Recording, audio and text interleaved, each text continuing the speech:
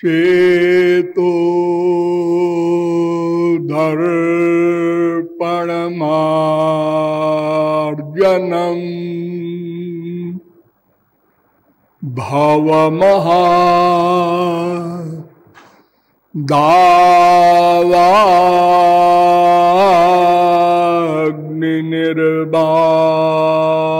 दावाग्निर्वापणम् श्रेयः कैरवचन्द्रिका वितरणम् विद्यावधू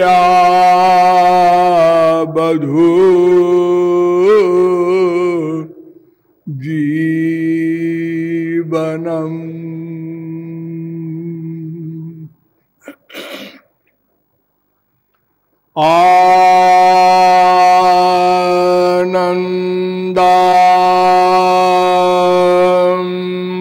आनन्दाम्बुधि वर्धनम् प्रतिपदम्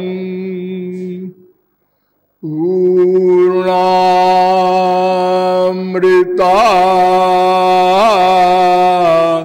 स्वादनम्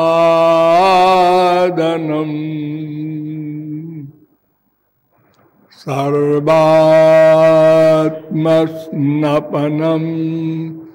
परम विजयते श्री कृष्ण संकीर्तनम्।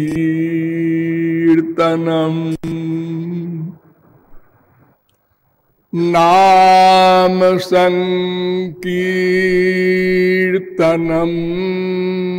यस्य सर्वपाप प्रणाशनम्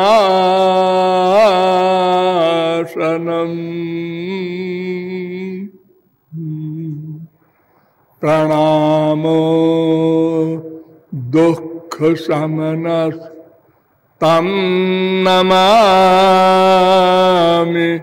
हरिं परम्।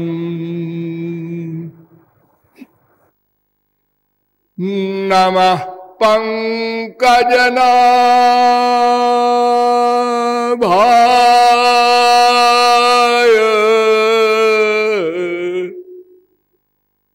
नमः पंकजमालिने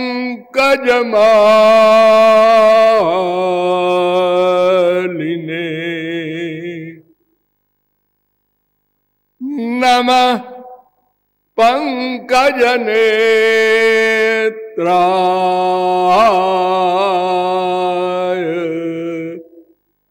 नमस्ते पंकजांघ्रये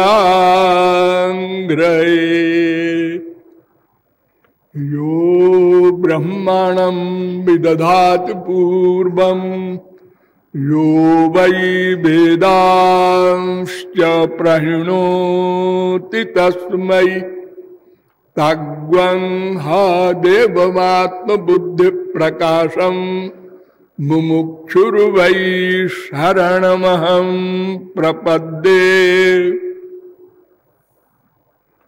वेद वेदांत वेद्य आनंद कंद सच्चिदानंद श्री कृष्ण चंद्र पादार बिंद मकरंद मिलिंद महानुभाव। नियमानुसार थोड़ी देर हरिनाम संकीर्तन कर लीजिए, पश्चात विषय प्रारंभ होगा। भज गिरिधर गोविंद गोपाला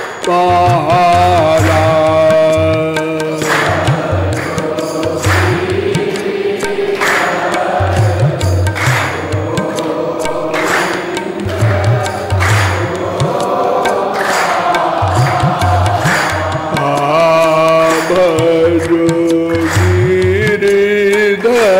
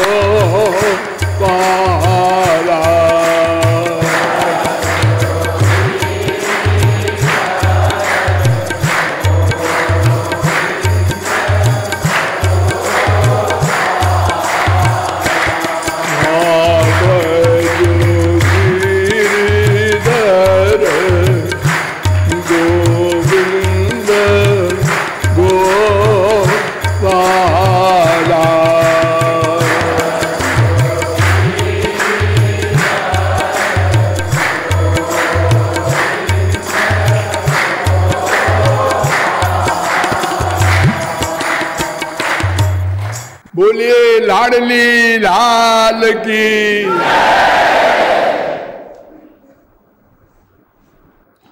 एक विनोद की बात बताएं। मेरे पास एक बहुत बड़े काशी के विद्वान की सूचना आई है कि आप वचनों में अपनी टांग अड़ाते हैं।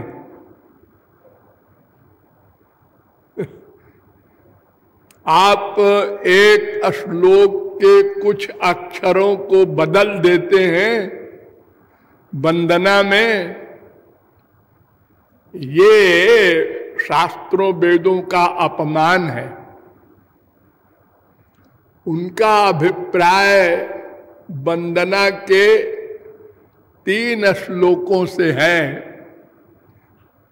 कभी कभी हम बोलते हैं नमः कमल नाभाय, और कभी कभी बोलते हैं नमः पंकज नाभाय,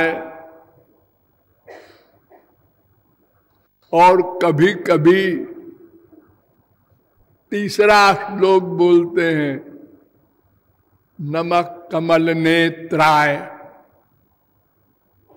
तो उनका ये समझना है कि एक श्लोक कोई है, उसी को में आप दूसरा शब्द जोड़ जोड़ के बोल देते हैं।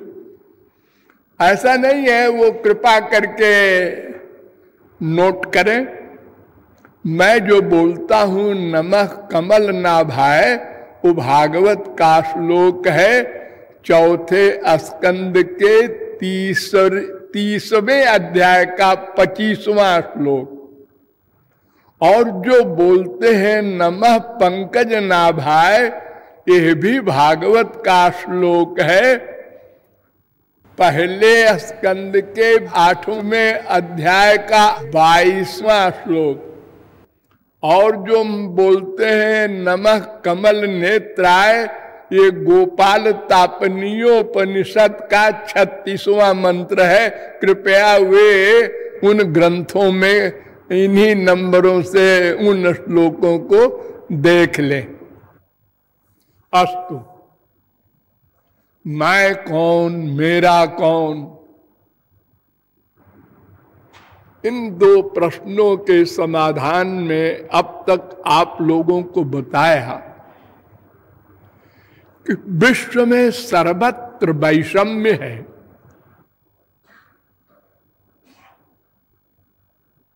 देखो, 84 लाख प्रकार के शरीर हैं जो अपने आप बनते हैं मां के पेट में।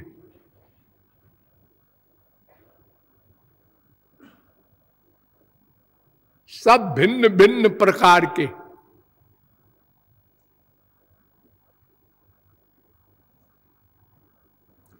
केवल मनुष्य कोई ले लो तो 7 अरब आदमी ने किसी 2 व्यक्ति की शक्ल नहीं मिलती। अंगूठा निशानी भी नहीं मिलता।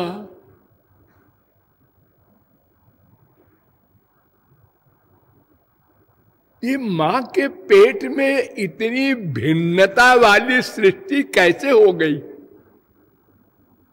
एक बाप के 4 बच्चे, सबकी अलग अलग शक्ल, अलग अलग हाइट, सब अलग अलग, और चित्त वृत्ति तो बहुत ही अलग अलग। एक माँ बिचारी परेशान है।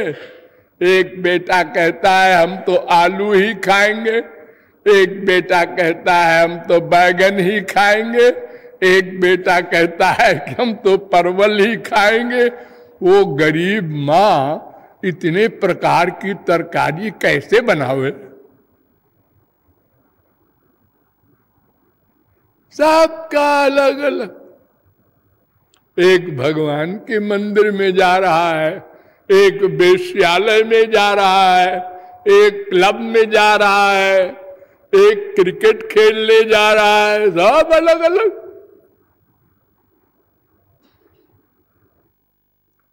लेकिन समस्त चराचर ब्रह्मांड ब्रह्मा पर्यंत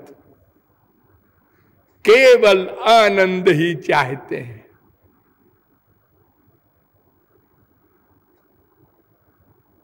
कितना बड़ा आश्चर्य! क्या किसी ने सिखाया है? किसी के बाप ने, किसी की मां ने किसी को सिखाया है कि बेटा आनंद प्राप्ति ही चाहा करना, कभी दुख मत चाहना। नेचुरल।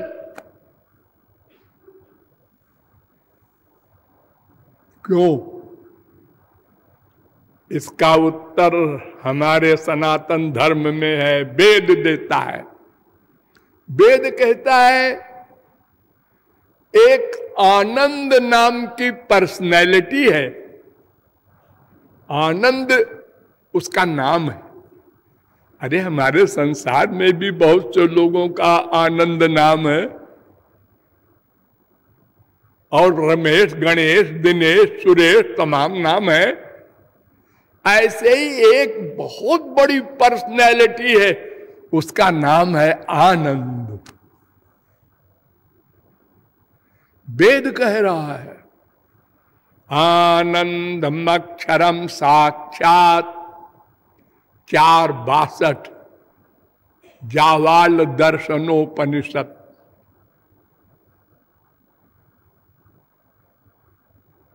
आनंदो ब्रह्मेति व्यजानात् तैत्तरीयोपनिषद 3:6।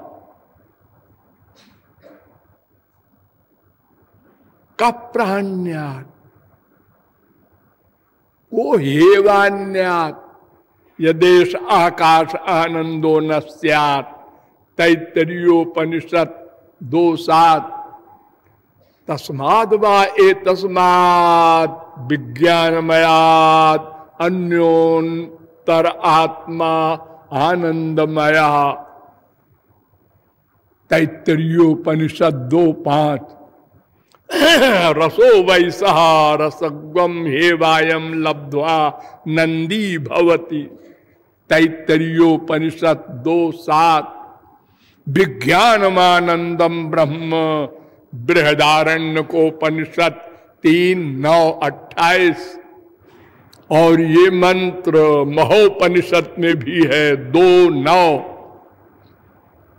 सा एष रसानाम रसतमः परमः छांदोग्योपनिषद 1:1-3।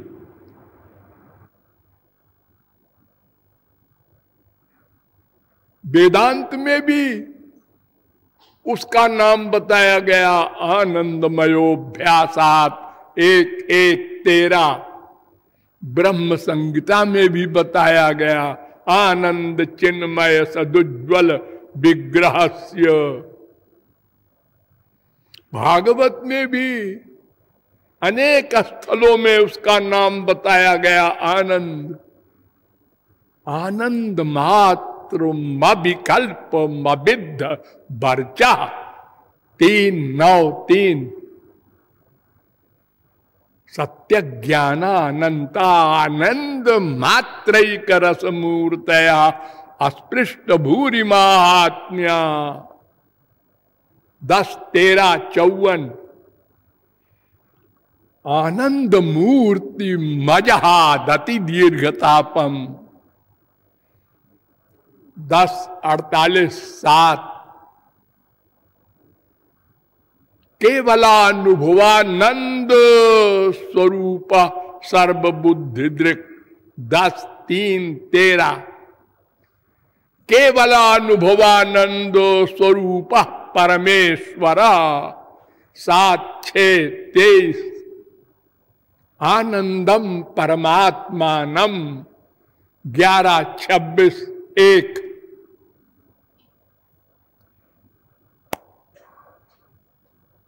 आनंदम ब्रह्मणो विद्वान न बिभेति कदाचन। तैत्तरीयोपनिषद 2:4। तैत्तरीयोपनिषद 2:9, ये ब्रह्मोपनिषद में भी मंत्र है, और ये मंत्र शांडिल्योपनिषद में भी है 2:1, और ये मंत्र शारभोपनिषद में भी है 20वां। ये तमाम शास्त्र वेद कहते हैं ये एक कोई पर्सनैलिटी है, उसका नाम है आनंद।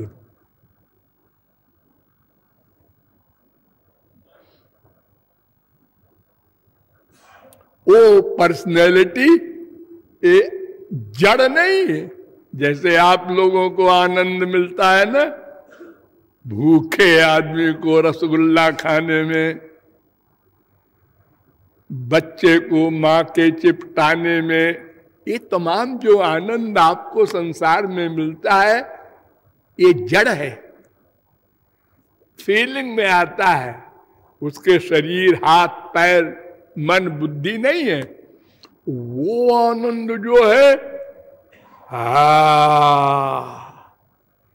सर्वद्रष्टा, सर्वनियंता, सर्वसाक्षी, सर्वसुहृद, सर्वांतर्यामी, सर्वशक्तिमान आनंद का नाम है, उसकी परिभाषा है।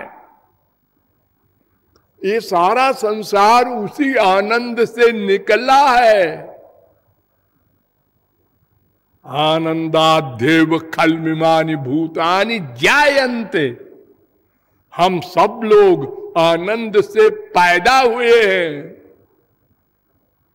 वेद कह रहा है 3:6 तैत्तरीयोपनिषद।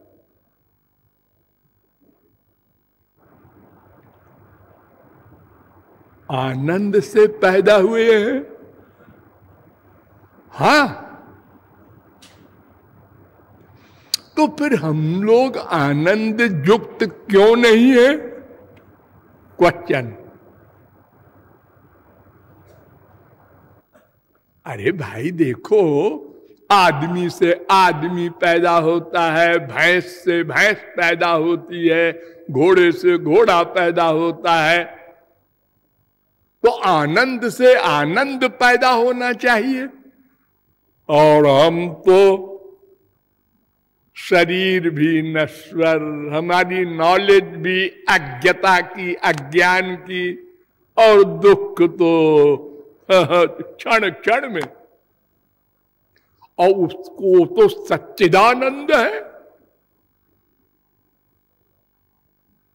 वो आप कहते हैं ना, यह सर्वज्ञ सर्वविद यस्य ज्ञानमयं तपः, वो सर्वज्ञ है। मुंडकोपनिषद 1:1-9, यह सर्वज्ञ। सुबालोपनिषद 5:1, यह सर्वज्ञ। मांडूक्योपनिषद का 6वां मंत्र, यह सर्वज्ञ। महोपनिषद के 5वें अध्याय का 15वां मंत्र। ये सब वेद मंत्र कह रहे हैं कि वो आनंद नाम की जो पर्सनैलिटी है वो सर्वज्ञ है। और हम लोग अरे अल्पज्ञ में भी अंतिम पराकाष्ठा के मूर्ख। सबसे बड़ा मूर्ख कौन? अगर कोई पूछे तो आप कहेंगे हमारे यहां कालिदास हुए थे। क्यों? तो जिस डाल पर वो बैठ के डाल को काट रहे थे, तो अपने दाहिने तरफ काट रहे थे, बाएं तरफ डाल जा रही थी। इसका मतलब वो डाल जब कट जाती तो वो डाल के साथ नीचे आ जाते। ऐसे मूर्ख थे। अरे नहीं, तो उद्धव ने सवाल किया था भगवान से, हे मूर्ख किसे कहते हैं महाराज?